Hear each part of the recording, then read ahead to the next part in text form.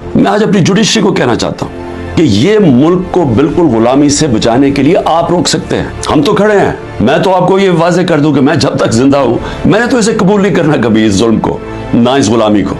लेकिन मैं अपनी जुडिशरी से कहता हूं कि ये वक्त है, आप में से वो लोग हैं जो एक वक्त याद रखेंगे, जो नाम होगा कि जी वो देखें वो आदमी जब ये मुल्क को गुलामी की तरफ लेके जा रहे थे, मिलिट्री कोर्ट्स की तरफ लेके जा रहे थे। मैं अपनी जुडिशरी को कहता हूं कि देखें ये सारी कौम आपकी तरफ देख रही है। जो जो आप में से स्टैंड लेता जाता है, इंसाफ के लिए खड़ा होता है, लोगों की आजादी के लिए, लोग उसको हमेशा याद रखेंगे।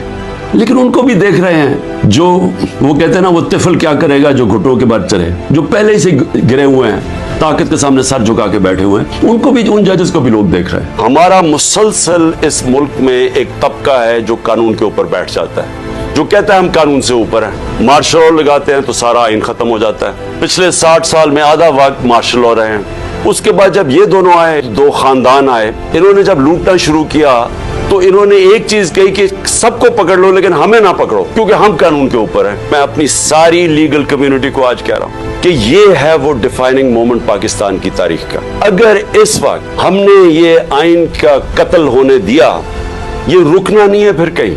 और मैं सारी कौम को आज कह रहा हूं, आजाद कौम वो होती है जिधर कानून की हुक्मरानी होती है, रूल ऑफ लॉ होता है। जिस मुल्क में रूल ऑफ लॉ नहीं है वहां ताकतवर कमजोर के ऊपर हावी हो जाता है। अगर आप इस मुल्क को हकीकी तौर पे आजाद करना चाहते हैं तो आप सबको कुर्बानियां देनी पड़ेंगी। कभी भी आजादी कुर्बानियों के बगैर नहीं मिलती।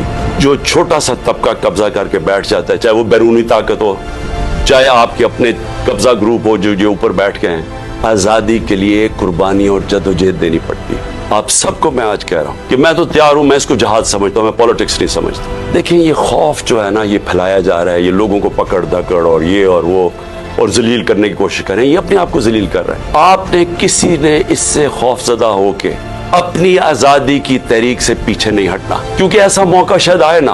आपने इससे किसी से नहीं घबराना, कौम ने खड़े होना है। हमने अपनी आजादी के लिए आखिरी खून के कतरे तक हमने लड़ना है।